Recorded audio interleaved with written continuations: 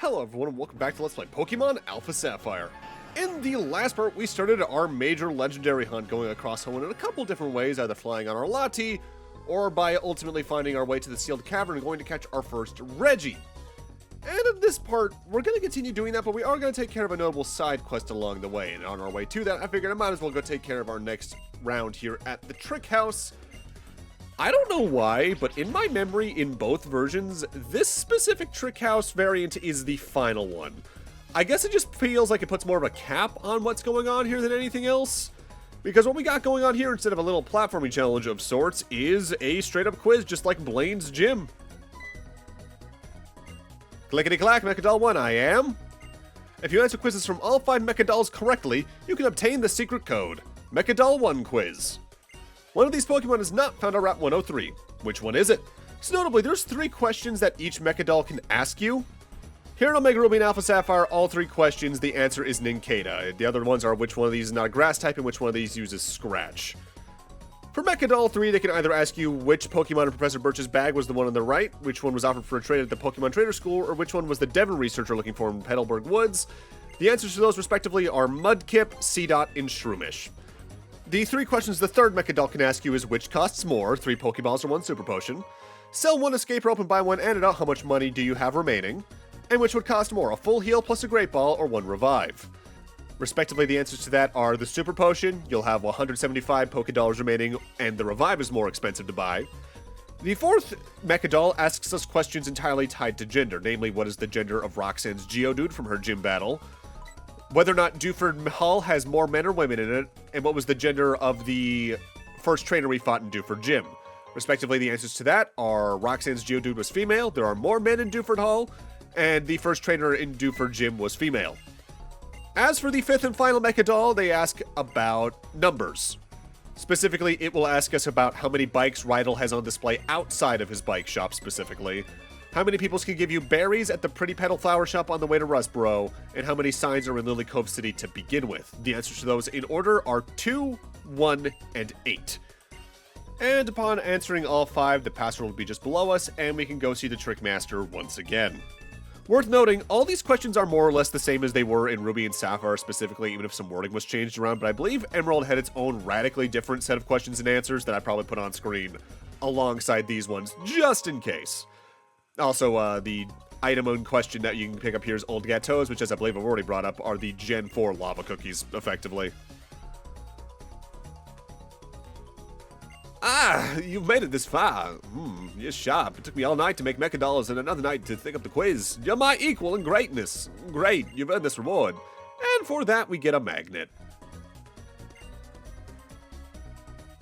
Scrub that smug smirk off your face. It's much too early to think you've won. I'll make new tricks to stump you, I will. You may only mock me once I'm done. Come back for the next exciting installment. Oh, believe you me, Trick Master. We will, just not today. So the magnet he just gave us is the charcoal for electric types. When held by a Pokemon that has electric type moves, it'll power those up by about 20%. Useful, but not my go-to thing. Oh, hey there! Oh, Kyle, huh? You got here just in time to give me a hand and take a look at this. This is Square Tower, an attraction here in Mauville City. It's not just for decoration, though. It has a purpose. It's monitoring how things are going in a place near here called New Mauville. To put it simply, it's a watchtower. The light's shining brightly now, see? It's warning us that something out of the ordinary may be going on in New Mauville. I've got something to ask you, Kyle. If we're going to keep standing around talking, can I get you to come to my place? I've got an apartment on the 2nd floor at Mauville Hills. I'll let the security guy know, so how about you grab the elevator on the 1st floor? I sure am sorry to put you out like this, Kyle, but please do come. So, upon catching or defeating Kyogre and Groudon, we actively gain access to this little sub-quest that's a little less involved than it was in Emerald and Ruby Sapphire, admittedly, but nonetheless does let us access an entire new chunk of Mauville City, the 2nd floor. We've technically been able to access the 2nd floor before, but it's only through the staircases in the corner. We can now enter the core of the area, the apartment complex of Mauville City. There's a lot of apartments up here, and you can enter a good amount of them to either talk to NPCs, grab some items and all that, but there's also quite a few you can't enter, but you can at least still talk with an NPC by interacting with the intercom. We do have a little bit of an interesting NPC though here. This is the Rotation Frump. Talking to her will allow you to prompt one of the 2 battle types that was introduced in Gen 5, brought back in Gen 6, and then completely dropped from the series.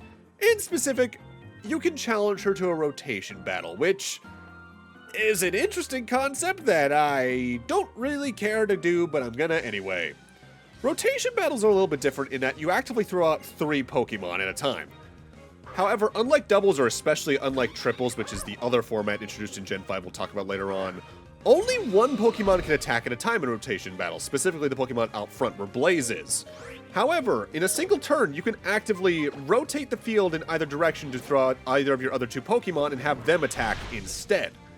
There is an interesting extra layer strategy here where you're trying to potentially predict who the opponent's going to swap to and what moves they might use on top of that. So either you want to plan around potentially hitting a weakness of one of the other 2 Pokemon, or swapping to something that they won't be able to do extra damage with to you with.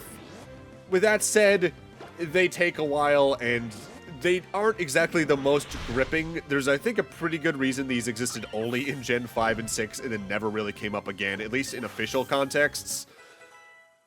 I do prefer these to triple battles, I suppose, at the end of the day, but I do kind of appreciate how straightforward triples are comparatively because they're closer in execution to doubles.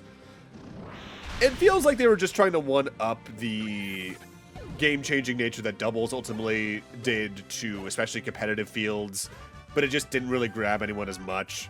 It's an interesting idea, though.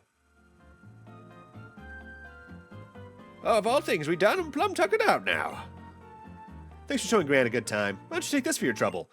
And you get a free elixir for that, which honestly, worth the time investment. God, sorry, I'm feeling weak as I'll get out. Now, you get out and get yourself home now, son. Worth noting, that's also the only standard NPC with a set rotation battle in the game. There's only 2 other places you can do rotation battles in Omega Ruby and Alpha Sapphire.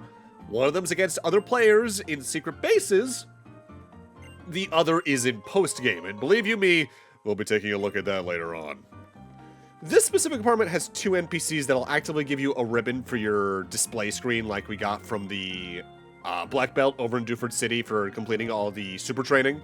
Specifically, the ribbon Belle, who's in the center, will actively give you a different ribbon for a day of the week.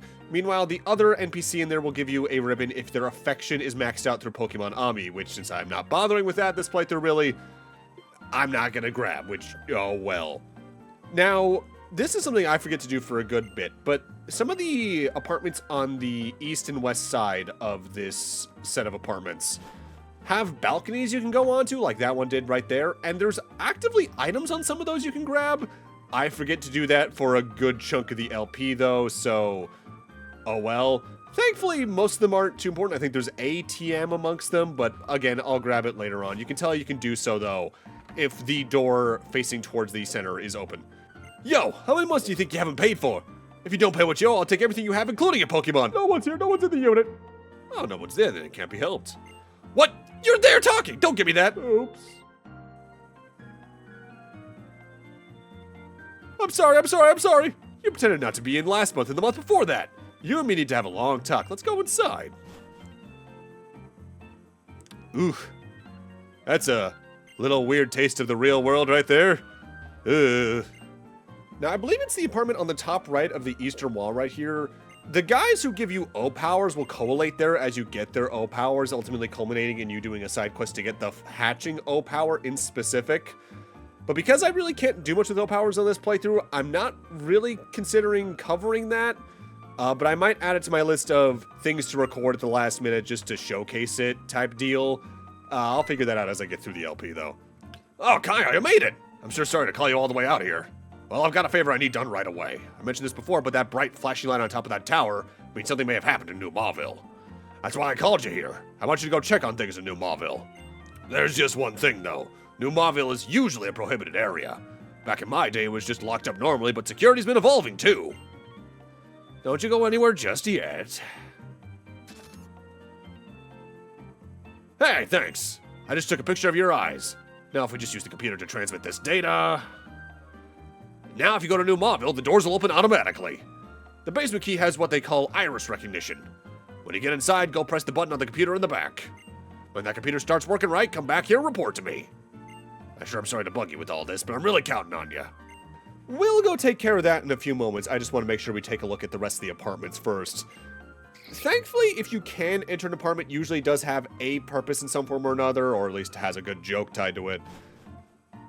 Though notably, the next apartment we enter is probably the most, it's their purpose of all.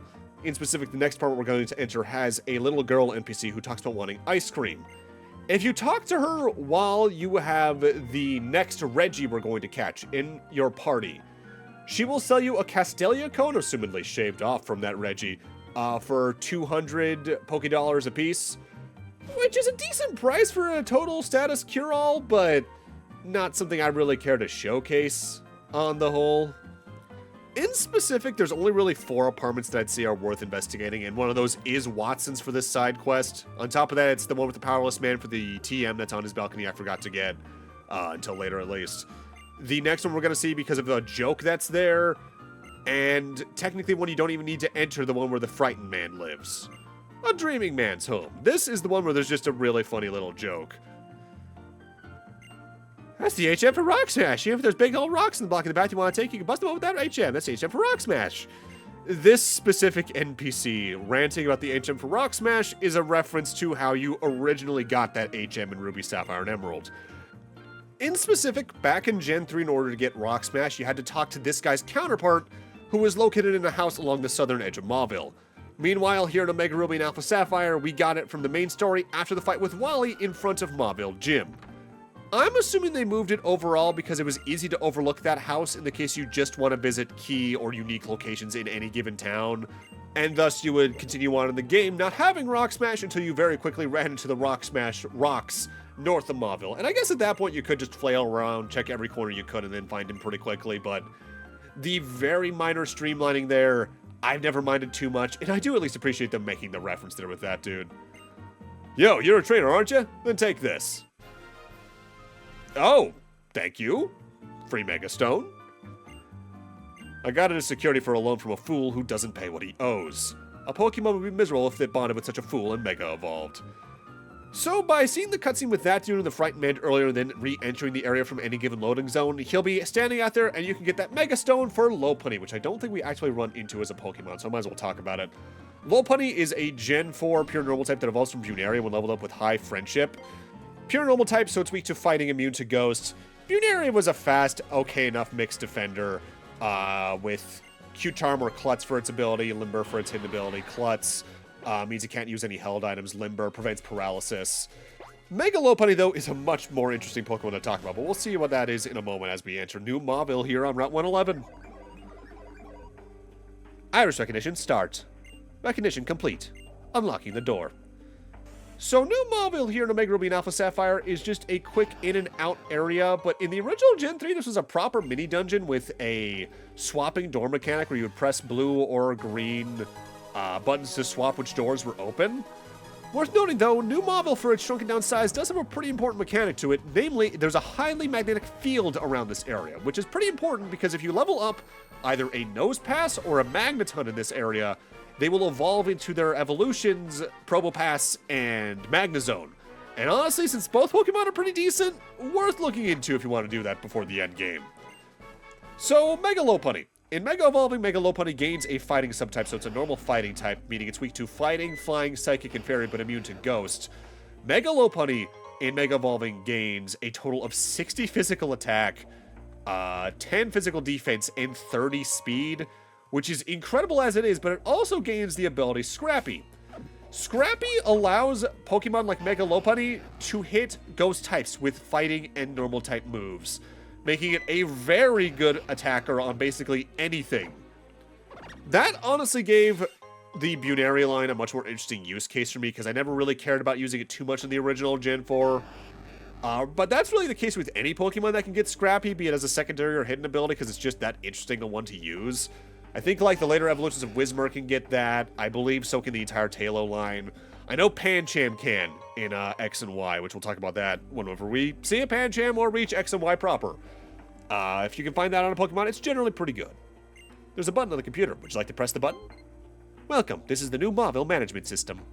Surveillance of a New Mauville begins. Surveillance complete. Security confirmed. No unusual activity noted in New Mauville. Transmitting the surveillance result. And that's all we came here to do. The fact that there's extra Voltorbs around here can be pretty nice, as well as the Thunderstorm you can get here, but this area was just weirdly cut down for Omega Ruby and Alpha Sapphire in a way I never really understood. But, oh well, we're done here. But before you leave, make sure you grab the 2 items down here, namely the Amphorosite, which is the Mega Stone for the Gen 2 Electric-type Ampharos, as well as the Metal Coat, which allows you to trade certain Pokemon and evolve them, like Scyther.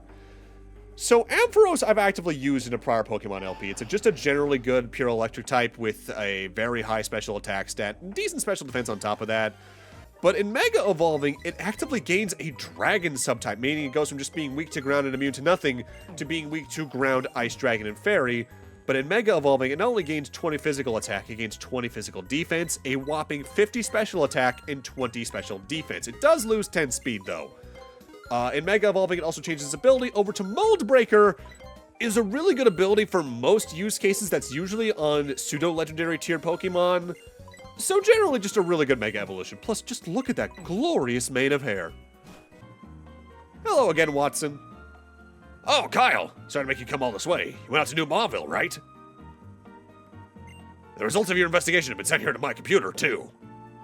The most important thing is that there don't appear to be any abnormalities for the time being. Let me give you this as a way to say sorry for causing you such a hassle. And for doing this, we get the TM for Thunderbolt, which is just a generally good Electric-type move. By the way, there wasn't anything going on in New Mauville, right? That was supposed to be a new town, though. We should have been able to build a huge underground city stretching down into the depths. Things happened, and its development had to be suspended. Since then, it's just been left to rot. All the equipment inside might have seen better days. Worth noting in lore, New Mauville here in Omega Ruby and Alpha Sapphire stretches down 70 subfloors just about, which is also why I'm like, that could have been an interesting sub-dungeon they could have explored upon. But no, they just cut it down from what it already was, which is pretty small, which, again, just feels weird. Worth noting, though, I did ultimately teach Thunderbolt to Dub, just so she can actively take care of water types a little bit more easily, so I don't have to throw out something else on top of that. With that done, it's time for us to return to our legendary hunt. In specific, we're going after our next Reggie. Over on Route 105, after doing the stuff in the sealed cave, the island cave opens.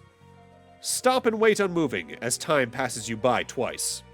In order to access the Reggie in this cave, you need to read the Braille and then stand still for 2 minutes like a certain thing in Earthbound. Just so we can get a move on and not do the equivalent of watching paint dry, I am going to speed this process up. Worth noting, this puzzle was the same in Ruby and Sapphire, but Emerald had the more interesting puzzle here where, I forget the exact wording of the Braille, future me's probably already done that in the post-edits. In specific, you had to do a loop of the outer perimeter of the room in Emerald, which is not only more engaging, it's probably over in less than an eighth of the time. Which, hey, I appreciate that. We've already covered in general across this LP so far that Omega Ruby and Alpha Sapphire are very much more based on Ruby and Sapphire than Emerald.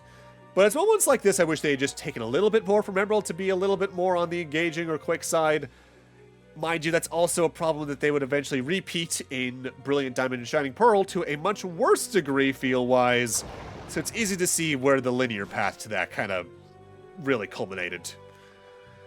And here we have our next Reggie. Save on up, because this is especially the one that can be a nightmare to fight and catch in my personal experience.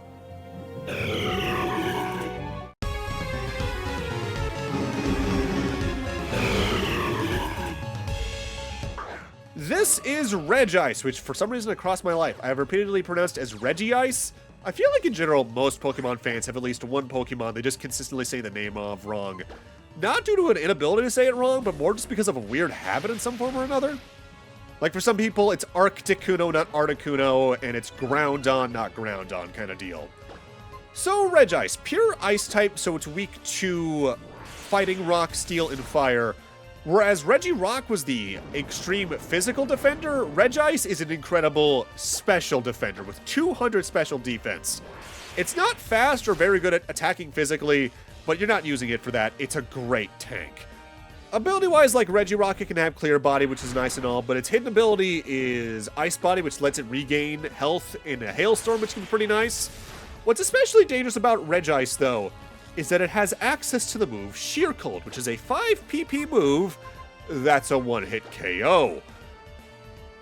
It being able to potentially use that on you is bad enough, but considering it has 5 PP, if it gets really lucky, or if you get really lucky in using it, you can take out most of a team in one go, and that can be terrifying. Thankfully, it has not only a low PP count, but also a very low accuracy, so it's not the likeliest thing to happen.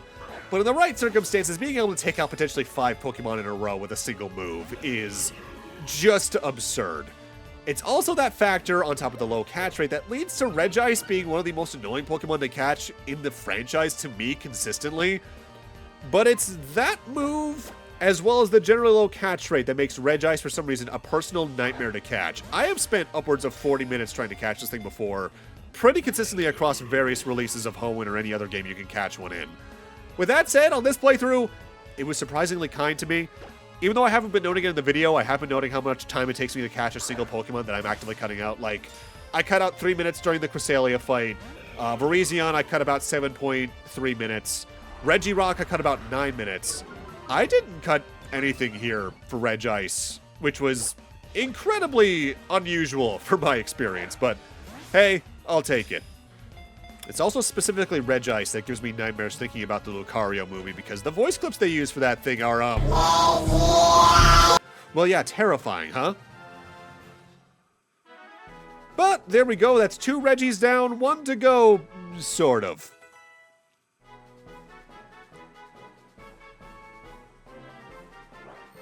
Regice, the iceberg Pokemon. Regice cloaks himself with frigid air of negative 328 degrees Fahrenheit. Things will freeze solid just by going near this Pokemon. Its icy body is so cold it will not melt even if it is immersed in magma. But we're gonna do something a little bit unusual here. I don't nickname legendaries largely, but for reasons, we're gonna nickname this one. You can do any nickname you want here. I'm gonna name it Regis just because, well, that's kind of directly on the nose with what that's a joke about, isn't it? We'll find out why I did that, I think next part, maybe 2 parts from now, just about, somewhere in that range. So for now, I'm going to go after our 3rd and final normal Regi. And to do so, we want to head back to Route 120. This is the most recent of the 3 caverns we've seen, so it's probably the one most fresh in most players' memory if they're actively going after the Regis at all. It's just up here on the western edge. Welcome to the ancient tomb. Stand center. Aim to the sky with love and hope and time. In order to access the Regi in this area, we need to stand in the center of the room and use Fly out of our party menu. It was the same thing back in Ruby and Sapphire, but Emerald changed this to instead be using Flash in the middle of the room. Probably overall the easiest one to do, if only because the center is pretty clearly marked. With that said, it is easier in both this case and over in the Regirock area to use the D-pad to move rather than the analog disc on the 3DS, if only just to make it more consistent in movement.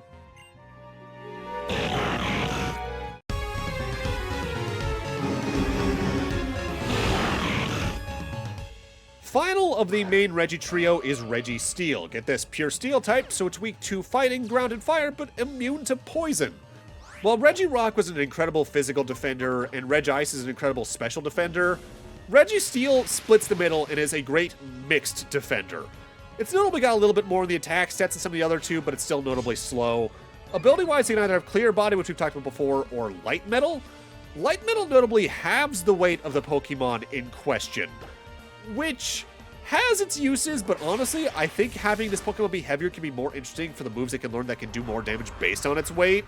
But at the same time, given how heavy it is, if there's moves that do damage based on the weight of the target, it can be a little bit risky.